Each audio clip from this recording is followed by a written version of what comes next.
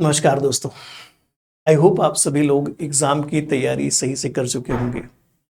मन में कई बार प्रकार के ख्याल आ रहे होंगे कि 2 ही दिन बचे हैं, सब कुछ दिमाग में से उड़ा-उड़ा सा लग रहा है।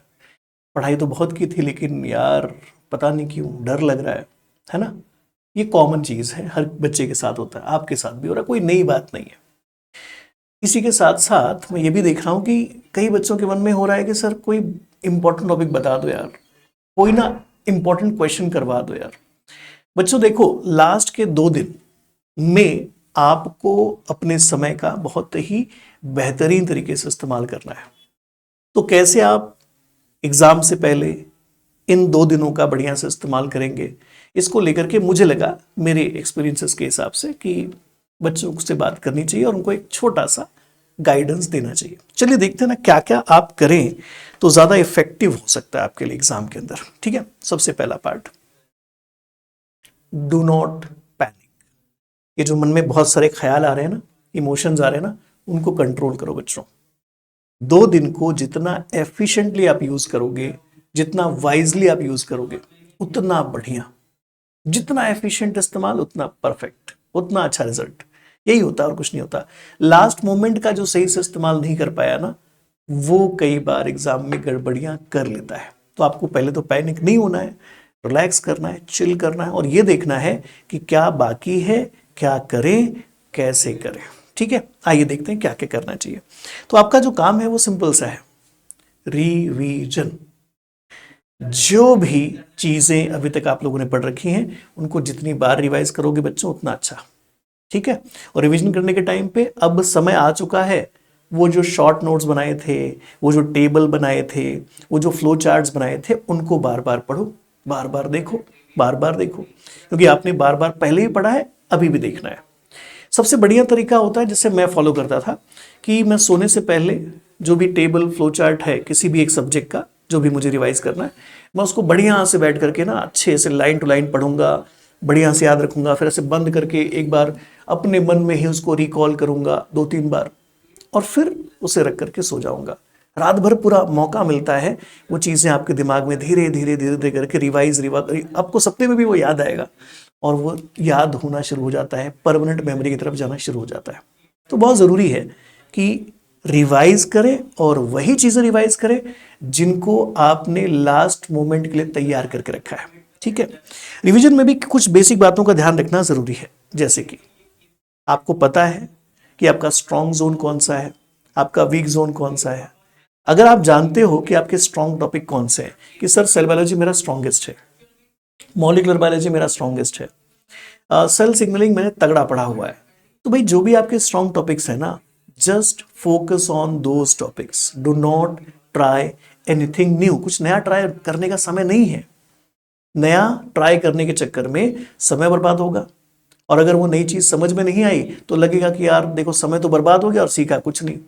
So better focus on only your strong topics, जो कि आपने इसके पहले कई बार रिवाइज कर रखे हैं और रिवाइज कर लेंगे तो मजा आ जाएगा, है ना। तो रिवीजन कैसे करना मैंने बता दिया, और रिवाइज क्या करना है याद रखिए बच्चों, इसके बाहर कृपया करके ना जाए। ठीक, अब अगर आगे की बात करें तो वो सबसे जरूरी चीज आती है प्रैक्टिस। देखो, क्वेश्चन की प्रैक्टिस बहुत जरूरी है, लेकिन अब इस अंतिम समय में ज्यादा से ज्यादा मॉक टेस्ट के ऊपर फोकस करना।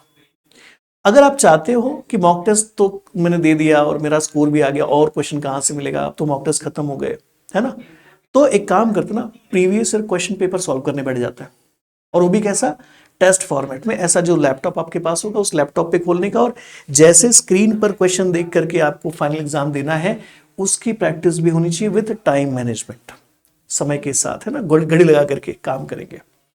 तो अंत में ये चीजों की प्रैक्टिस भी बहुत क्रूशियल है, बहुत इंपॉर्टेंट है। How to manage the paper, how to manage the time, how to approach each and every question, इसकी प्रैक्टिस करने का सबसे सही वक्त यही है। तो मेरा तो ये मानना है सुबह एक मॉक लगाना है, शाम को एक मॉक लगाना है। चलो मॉक खत्म हो गए, चलो एक प्रीवियस क्वेश्चन पेपर उठा के सॉल्व करते हैं, है ना। इससे आपको कंफर्म हो जाएगा कि आपकी प्रिपरेशन कैसी हुई है। अब इसके लिए एक छोटा सा मेरे पास जो फायदे वाली चीज है मैं आपके साथ शेयर कर दूं। अगर आप आईएफएस की वेबसाइट पर आते हो तो इस आईएफएस की वेबसाइट पर CUET PG लाइफ साइंस वाले सेगमेंट में अगर आप जाते हो ना बच्चों, तो लर्न फ्री में हमने आपके लिए कुछ चीज़ें रख रखी हैं ताकि एटलीस्ट आप उन सभी का फायदा लेकर के जाओ। ऑनलाइन टेस्ट वाले पार्ट में जाना।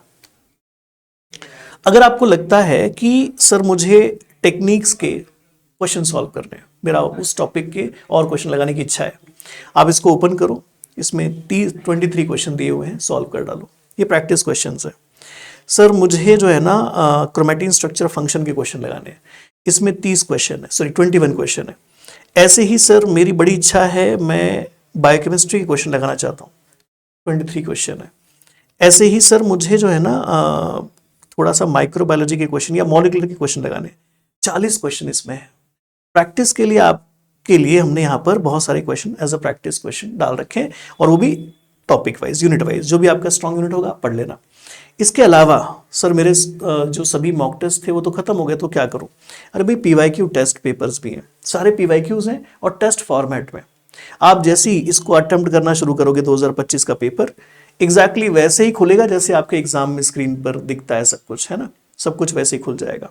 तो आप क्वेश्चन को अटेम्प्ट करिए एक एक करके, एक हो गया, दूसरा हो गया, तीसरा, ऐसे करके, ठीक है। इसके बाद भी आपको लगता है कि सर और कुछ अगर होगा तो बताओ, तो एक और चीज है आपके लिए, क्वेश्चन की प्रैक्टिस ही करनी है ना। IFS की मॉक टेस्ट सीरीज 1 रुपए की हो रखी है, 3 मॉक टेस्ट मिलते हैं फुल लेंथ, इसको सॉल्व कर लो। तो ये जो बहुत क्रूशियल पार्ट है ना क्वेश्चन का सॉल्यूशन, इसको भी आप कर सकते हो। हमने कोशिश ही ऐसी की है कि बच्चे मैक्स टू मैक्स क्या करें, जितना प्रैक्टिस करना चाहे प्रैक्टिस करें, PYQ सॉल्व करना चाहिए PYQ सॉल्व करें, और वो भी टेस्ट फॉर्मेट के हिसाब से जैसा स्क्रीन पर दिखता है वैसा। उसके अलावा मॉक टेस्ट भी आपको दे रखा है, ठीक है। चलो ये सब अगर आप कर रहे हो तो आप एकदम परफेक्ट कर रहे हो बच्चा, इससे ज्यादा और कुछ नहीं करना है। Keep faith in your self. आपने बहुत मेहनत की है, आपने बहुत एफर्ट्स लिए हैं अपने ऊपर, अपनी मेहनत के ऊपर, अपने परिवार वालों के ऊपर, अपने गुरुजनों के ऊपर, टीचरों के ऊपर भरोसा रखिए। भरोसा रखिए, आपने बहुत एफर्ट लिया है और एग्जाम के 1 घंटे पहले तक एफर्ट लिया है, आपका ही रिजल्ट आएगा, समझे। आपका अगर नहीं हुआ किसी और का रिजल्ट नहीं आएगा। So please focus, keep faith on your self, just be consistent for 2 days। 2 दिन बचे हैं, उसके लिए कंसिस्टेंट हो जाइए, जो भी प्लान है उसको एग्जीक्यूट करिए और रिजल्ट आप ही का आएगा, ये मेरी गारंटी है, ठीक है। आशा करता हूं कि ज्यादा समय आपका नहीं लिया मैंने, काम की सारी बातें मैंने आपको बता दी, ठीक है। और अब आप सुकून से इस प्लान को फॉलो करोगे और एग्जाम देकर के आओगे। एग्जाम देकर के आने के बाद एक बार बताना जरूर कि सर आपके लास्ट के टिप्स बहुत काम आए, ठीक है। आपका रिवीजन का जो स्ट्रेटेजी था, लास्ट में बताई हुई पार्ट्स थे, वो चीजें बहुत काम आई। Thank you for that. तो कमेंट करके भी बता सकते हो, ठीक है। सो आशा करता हूं कि आपको इस वीडियो का फायदा मिलेगा, और अगर मिलेगा तो ये मेरे लिए सबसे बड़ी बात होगी। Thank you so much. Happy learning to everyone.